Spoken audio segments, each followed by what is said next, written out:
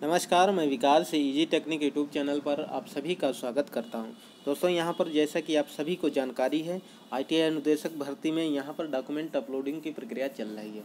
तो यहां पर आपको अपने शैक्षणिक व तकनीकी और व अनुभव प्रमाण पत्र आदि अपलोड करना है, जिसकी जो निर्धारित अंतिम तिथि है 28 फरवरी है। तो यहाँ पर आप 28 फरवरी से अपने पहले डॉक्यूमेंट को अपलोड कर दीजिएगा। तो यहाँ पर आपके आईटीआई अनुदेशक परीक्षा से संबंधित आपका जो श्रम कल्याण कानून का टॉपिक है वो आपका 20 अंक में आना है। इसके अंतर्गत आपके कारखाना अधिनियम, अप्रेंटिस अधिनियम, कर्मचारी राज्य बीमा अधिनियम, मजदूरी संदाय अधिनियम, पोष और ईपीएफ अधिनियम, ईएसआई अधिनियम, ऐसे करके आपके 7 अधिनियम यहाँ पर पूरा विस्तार पूर्वक हैं। तो इन अधिनियम के अंतर्गत आपके 20 अंक के यानी कि 20 प्रश्न आपसे पूछे जाने हैं। तो उसके अंतर्गत मैंने आपको एक कारखाना अधिनियम 1948 का एक पहले वीडियो बनाया है, तो वहाँ पर उसी का आज हम दूसरा भाग यहाँ पर आपको कराने वाले हैं। जैसा कि आप सभी को जानकारी है कि कारखाना अधिनियम 1948, इसके अन्य नाम फैक्ट्री एक्ट, भारतीय औद्योगिक अधिनियम, श्रमिक कानून, कर्मचारी नियम से जानते हैं। ये मैंने इसके पहले एक आपको क्लास कराई थी, उसमें मैंने आपको पूरा विस्तार से बताया था। तो चलिए उसी के आगे यहाँ पर हम इस क्लास को पूरा विस्तार से कराने वाले हैं। तो ये संसद द्वारा पारित 28 अगस्त 1948 को हुआ था। स्वीकृति इसको मिली थी 23 सितंबर 1948 और संपूर्ण भारत में 1 अप्रैल 1949 से लागू हुआ था, जम्मू एंड कश्मीर को छोड़ करके। जम्मू एंड कश्मीर में एक धारा 370 थी। ये आपकी 5 अगस्त 2019 को यहाँ से हटा दी गई है। तब से कारखाना अधिनियम और जितने भी अधिनियम हैं वो सभी अब संपूर्ण भारत में, संपूर्ण राज्य में लागू हैं। तो यहाँ पर आपको ये भी जानकारी मैंने दी थी कि कारखाना अधिनियम 1948 में आपके कुल मिलाकर के अध्याय आपके 11 हैं और धारा 120 आपको पढ़नी है। तो यहाँ पर कारखाना अधिनियम 1948 में अध्याय आपके 11 हैं, जिनको हम लोग लेसन बोलते हैं, और धारा आपकी 120 हैं। तो इसमें लेसन आपके 11 हैं और सेक्शन धारा आपकी 120 हैं। तो यहाँ पर प्रारंभिक में धारा 1 से लेके आपकी 7 तक हैं और अध्याय 2 में निरीक्षक कर्मचारी वृंद, तो इसमें धारा 7 से 10 तक है। तो यहाँ पर आज हम आप लोगों को अध्याय 3 स्वास्थ्य और सुरक्षा, अध्याय 3 और अध्याय 4 पूरा विस्तार पूर्वक एक एक धारा को यहाँ पर पढ़ाने वाले हैं। उसके बाद में यहाँ पर आपका जो है अन्य जो अध्याय हैं उनको मैं अगली क्लास में लेकर के आएंगे। तो यहाँ पर चलिए, ये मैंने आपको पूरी जानकारी दी थी कि यहाँ पर इसमें कुल मिलाकर के 120 धाराएँ हैं। तो चलिए यहाँ पर अब हम क्लास को स्टार्ट करते हैं। तो यहाँ पर आप काफ़ी लोग कमेंट करते हैं कि सर आप किस बुक से क्लास कराते हैं। तो यहाँ पर देखिए, ये मैं तो आप लोगों के लिए सरल पॉलिटेक्निक डिप्लोमा सरल पेपर के माध्यम से क्लास को लेकर आए हैं। यहाँ पर आपको पूरा विस्तार से बताया गया है। तो देखिए, कारखाना अधिनियम 1948 संबंधित यहाँ पर इसके विषय में पूरी जानकारी दी गई है। तो कारखाना अधिनियम की जो मुख्य व्यवस्थाएं हैं, जैसे इसमें स्वास्थ्य संबंधित, सुरक्षा, श्रम कल्याण है, कार्य के घंटे हैं, ये सब कारखाना अधिनियम के अध्याय हैं। तो आज अध्याय स्वास्थ्य हेल्थ के विषय में हम लोग पूरा विस्तार से समझेंगे और सुरक्षा सेफ्टी के विषय में। श्रम कल्याण कानून और कार्य के घंटे, अल्पवयस्क व्यक्तियों का रोजगार और सवैतनिक अवकाश और दंड प्रक्रिया, इनको अगली क्लास में हम कराने वाले हैं। तो यहाँ पे देखिए, आपका जो स्वास्थ्य है अध्याय 3, इसके अंतर्गत कारखाना अधिनियम 1948 के अध्याय 3 में श्रमिकों के स्वास्थ्य से संबंधित कुछ प्रावधान किए गए हैं। तो यहाँ पर आप देख लीजिए, स्वच्छता में सबसे नंबर 1 पे धारा जो आपकी 11 है, उसमें स्वच्छता से संबंधित आपकी यहाँ पर बात कही गई है। फर्श, बेंच, सीढ़ियों व रास्ता की धूल व गंदगी को हटाना धारा 11 के 1 में बताया गया है। धारा 11 में प्रति सप्ताह कार्यस्थल के फर्श की रोगाणुनाशक के प्रयोग से धुलाई करना। तो यहाँ रोगाणुनाशक जो आपके केमिकल्स होते हैं उनके माध्यम से साफ सफाई कराना है प्रत्येक सप्ताह में, ऐसा कि धारा आपकी 11 में बोला गया है। अपशिष्ट तथा वहिस्राव पदार्थों का निस्तारण धारा 12 में आपका है। उसके बाद में स्वातन तथा तापमान संबंधित आपका धारा 13 में है। धूल व धूम्र धारा 14 के अंतर्गत है। कृत्रिम आर्द्रीकरण धारा 15 के अंतर्गत है।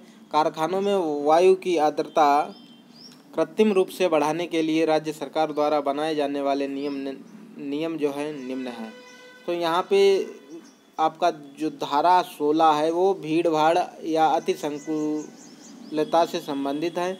तो यहाँ पर जो धारा आपकी 16 है वो भीड़ भाड़ या अति संकुलता से संबंधित है। कोई भी कार्यस्थल इस स्थिति तक अति संकुलित नहीं होना चाहिए कि इससे श्रमिकों के स्वास्थ्य पर बुरा प्रभाव पड़े। कार्यस्थल पर अत्यधिक भीड़ होने से दुर्घटनाओं की संभावना बढ़ जाती है, ऐसा कि आपके यहाँ पर बताया गया। प्रत्येक कामगार के लिए न्यूनतम 14.2 मीटर स्थान का प्रावधान होना चाहिए। इस गणना के लिए छत की ऊंचाई 4.2 मीटर से अधिक नहीं ली जाएगी, परंतु इस अधिनियम के लागू होने से पहले की निर्मित फैक्ट्रियों में यह स्थान 9.9 घन मीटर तक हो सकता था।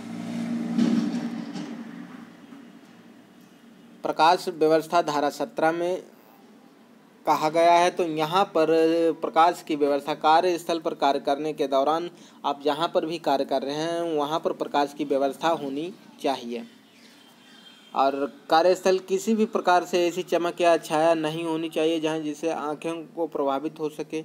और जैसे प्रकाश के लिए बनाई गई खिड़कियाँ व रोशनदान साफ सुथरे होने चाहिए और लाइटिंग की व्यवस्था इसी के अंतर्गत आपकी है।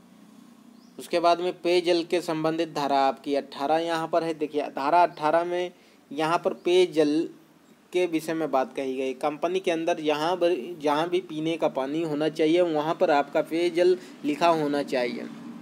शौचालय, तो यहाँ पर देखिए बोला गया है शौचालय जो है वो पेयजल से कम 5.5 मीटर की दूरी पर होना चाहिए। 5.5 मीटर ये गलत लिखा है। 6 मीटर जो कारखाना अधिनियम है उसमें बताया गया है कि शौचालय और मूत्रालय और आपका थूकदान, पीकदान और गंदी नालियों से जो पानी का बहाव है उससे कम 6 मीटर की दूरी पर पेयजल की व्यवस्था होनी चाहिए। अगर 6 मीटर की दूरी के अंदर है तो ये गैर कानूनन है। कारखाना अधिनियम 1948 के अंतर्गत 6 मीटर की दूरी से अधिक दूरी पर ही पेयजल की व्यवस्था की जानी चाहिए। धारा 19 यहाँ पर शौचालय व मूत्रालय से संबंधित बताया गया है। तो यहाँ पर देखिए जो धारा 19 आपकी है वो शौचालय व मूत्रालय से संबंधित है। प्रत्येक कारखाना में पुरुषों व महिलाओं के लिए शौचालय अलग अलग होने चाहिए, ऐसा कि कारखाना अधिनियम में यहाँ पर धारा 19 के अंतर्गत आपको पूरा बताया जा रहा है। थूकदान व पीकदान की जो व्यवस्था है वो धारा 20 के अंतर्गत यहाँ पर है। और जो आपका अध्याय 3 था वो आपका स्वास्थ्य से संबंधित था, जिसमें 11 से लेकर के आपकी धारा 20 तक है। उसके बाद में आपका आता है अध्याय 4 सुरक्षा जो है आपका सेफ्टी में आपकी जो है धारा 21 से स्टार्ट होती है। तो यहाँ पे देखिए सुरक्षा जो है कारखाना अधिनियम 1948 के अंतर्गत यहाँ पर जो भी श्रमिक कारखाने में काम करेंगे तो उनके लिए यहाँ पर सुरक्षा से संबंधित निम्न प्रावधान किए गए हैं, उनको हम लोग पूरा विस्तार से समझेंगे। तो देखिए धारा 21 में बताया गया है मशीनों का आवरण तथा घेरा है। जो मशीनों का आवरण यानी कि जो भी मशीनें वहाँ पर इंस्टॉलमेंट की जाएंगी तो उन मशीन का एरिया एक घेराव निश्चित किया जाएगा। उस दायरे में वहाँ पर ऑपरेटर रहेगा। तो यहाँ पर जो मशीन कहीं भी कंपनी के अंतर्गत जो भी मशीन है तो उसका हर मशीन का एरिया निर्धारित किया जाना धारा 21 में यहाँ पर बताया गया। उसके बाद में चलती हुई मशीनों पर या उनके पास कार्य करना धारा 22 है। धारा 22 में बताया गया है। और धारा 23 में अल्पवयस्क व्यक्तियों की खतरनाक मशीनों पर नियुक्त ना किया जाना। जैसे कि अप्रेंटिस के अभ्यर्थी वहाँ पे जाते हैं तो इनका खतरनाक मशीनों पर नियुक्ति ना की जाए यदि वे प्रशिक्षित नहीं हैं। तो धारा 23 के अंतर्गत ऐसा आपको बताया जा रहा है। उसके बाद में आपका धारा 24 में देखिए क्या बताया जा रहा है। धारा 24 में बिजली काटने के लिए चिलग्राही गियर और उपग्रह उपकरण धारा 24 के अंतर्गत हैं। स्वतःकारी मशीनें जो हैं धारा 25 में हैं। उसके बाद में आपकी आती है धारा 26 नई मशीनों के आवरण। जो नई मशीनें हैं उनके आवरण से संबंधित यहाँ पर धारा 26 में बताया जा रहा है। कपास की मंडी के पास महिलाओं तथा बच्चों के रोजगार पर रोक। जो कपास की मंडियाँ हैं वहाँ पर महिलाओं व बच्चों के रोजगार पर रोक है, क्योंकि कपास एक ऐसा पदार्थ है तो उसमें अगर जैसे कि आग लग जाए तो एकदम पूरे एरिया में फटाक से फैलने की संभावना रहती। विभिन्न प्रकार की जो ऐसे कार्यस्थल हैं वहाँ पर महिलाओं व बच्चों का रोजगार पर प्रतिबंध है, तो वो धारा 27 में आपको यहाँ पर बताया जा रहा है। धारा 28 में है आपकी होइस्ट तथा उत्थापक। धारा 28 के अंतर्गत है। धारा 29 में आपको बताया जा रहा है उत्थापक मशीन, चैन, रस्सा तथा उत्थापक टैक्सल, तो धारा 29 में है। आपका धारा 30 है घूमने वाली मशीनें। जो घूमने रोटेड मोशन की आपकी मशीनें हैं तो वो धारा 30 के अंतर्गत आपको यहाँ पर बताया जा रहा है। दाब संयंत्र से संबंधित धारा 31 है आपकी। और फर्श, सीढ़ी तथा पहुँचने के साधन, जैसे कारखाने में फर्श और सीढ़ी तक पहुँचने के जो साधन है वो धारा 32 में बताया गई है। पिट, पंप, फर्श में खुले स्थान आदि यह है धारा 33 के अंतर्गत आपको यहाँ पर बताया गया है। अत्यधिक भार, जैसे आपको कंपनी के अंदर अत्यधिक भार ले जाना, ले आना, उठाना जो भी है वो धारा 34 के अंतर्गत है। आँखों की सुरक्षा, कारीगर कार्य करते दौरान कभी भी आँख पर भी चोट धोखे से लग सकती है, ऐसी जो व्यवस्थाएं हैं उसके संबंधित यहाँ पर धारा 35 में आपको बताया जा रहा है कि आँखों की सुरक्षा आपको किस प्रकार करनी है। खतरनाक धूम्र से सावधानी धारा 36 के अंतर्गत है। विस्फोटक या ज्वलनशील धूल, गैस आदि जो भी हैं, जो विस्फोटक, ज्वलनशील गैस आदि जो हैं वो आपकी धारा 37 के अंतर्गत आती हैं। आग से बचाव के लिए सावधानियां। आग से कार्य करते दौरान कंपनी में कभी कभी क्या होता है, कहीं कहीं कंपनी में आग लग जाती है, तो उससे संबंधित यहाँ पर धारा आपकी 38 है, 38 इसमें बताया गया है। तो आग अगर कहीं लग रही है उसको कंट्रोल कैसे किया जाएगा, तो हर कंपनी में एक फायर ब्रिगेड की व्यवस्था की गई है। तो फायर ब्रिगेड पर पहुँच करके तुरंत आग को अपने कंट्रोल में, यानी कि आग को बुझा देती है, ऐसा की धारा आपकी 38 में बताया गया है। दोषपूर्ण भागों के विनिर्देश या स्थिरता के परीक्षण की आवश्यकता के लिए शक्ति जो है धारा 39 में बताई गई है। और भवन और मशीनरी सुरक्षा धारा 40 में आपको बताई गई है। भवन यानी कि फैक्ट्री में जो भी भवन और मशीनरी की जो सुरक्षा है, भवन की सुरक्षा और मशीनों की सुरक्षा धारा 40 में आपको बताया गया। मशीनों की सुरक्षा और फैक्ट्री की सुरक्षा धारा 40 के अंतर्गत आपका आता है। उसके बाद में आपका आता है अध्याय 5। अध्याय 5 जो है आपका श्रम कल्याण से संबंधित है। श्रम कल्याण में क्या है, कर्मचारियों के लिए जो भी सहायता यानी कि सुविधाएं दी जाती हैं वो इसके अंतर्गत आती हैं। तो यहाँ पर कारखाना अधिनियम में इस खंड का उद्देश्य श्रमिकों को निम्न सुविधाएं उपलब्ध कराने से संबंधित रहता है। तो यहाँ पर श्रम कल्याण में हर एम्प्लॉई को सुविधाएं उपलब्ध कराने की व्यवस्था की गई है। तो यहाँ पर इसको पूरा हम धारा से आपको अगली वीडियो में वीडियो लेकर आएंगे, उसमें आपको हम धारा वाइज धारा बताएंगे कि किस धारा में एम्प्लॉई को कैंटीन की व्यवस्था की गई है और आपके बैठने की व्यवस्था, कपड़ों को रखरखाव की व्यवस्था, सुविधाएं, धुलाई की सुविधाएं, ये पूरा मैं आपको धारा किस धारा में बताया गया। जैसे कैंटीन की व्यवस्था धारा 46 में आपकी है, तो यहाँ पर धारा 46 में है। तो इसका भी एक हम वीडियो बनाकर ले आएंगे। इसके आगे के जितने भी आपके अध्याय हैं उनको धारावाही आपको पूरा विस्तार से बताएंगे। तब तक के लिए आप थोड़ा ऐसे समझ लीजिए कि धारा जो आपका अध्याय 5 है श्रम कल्याण से है। तो यहाँ बैठने की सुविधा, प्राथमिक चिकित्सा के साधन यानी कि फर्स्ट एड है, कैंटीन है, आराम गृह, लंच रूम की व्यवस्था, शिशु गृह यानी कि जो फैक्ट्री में कार्य करने वाले कारीगर हैं उनके छोटे छोटे बच्चे, जैसे महिलाएं हैं शिशु गृह अपने बच्चों को भी साथ में ले जाती हैं, तो उनके लिए एक शिशु गृह यानी कि एक बच्चों के बैठने और टहलने के लिए एक रूम की व्यवस्था की जाती है, जिसे शिशु गृह के नाम से जानते हैं। कल्याणकारी अधिकारी का एक चयन किया जाता है जो कि उपरोक्त सुविधाओं से संबंधित कर्मचारी को ये सब सुविधाएं प्रदान कराता है।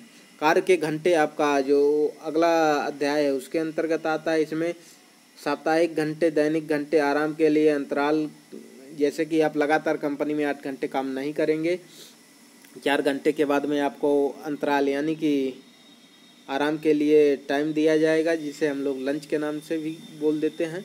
और साप्ताहिक अवकाश, ओवर टाइम पे अधिक पगार, यानी कि ओवर टाइम यदि आप करेंगे 8 घंटे के बाद में यदि आपने 1 घंटा ओवर टाइम किया तो डबल पेमेंट की व्यवस्था, जो कि इसके लिए भी धारा है, उन धाराओं को हम पूरा विस्तार से अगली क्लास में आपके लिए लाएंगे। तो कार्य के घंटे में ये सब है। स्त्रियों के रोजगार पर प्रतिबंध भी है काफ़ी कार्यस्थल पर। अल्पवयस्क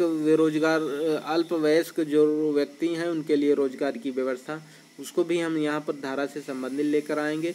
और सवेतनिक अवकाश, यहाँ पर अगला अध्याय आपका जो होगा वो सवेतन वार्षिक अवकाश। इसमें जो श्रमिक है वो 240 से अधिक दिन कार्य कर चुका हो तो उसको सवेतन छुट्टी यानी कि बिना वेतन काटे उसको अवकाश प्रदान किया जा सकता है। वयस्क है तो 20 कार्य दिवस पर 1 दिन का अवकाश मिल जाएगा। और अल्पवयस्क यानी कि अवयस्क है उसको 15 दिन पर 1 दिन अवकाश देने का प्रावधान है, जो कि आपका कारखाना अधिनियम में बताया गया।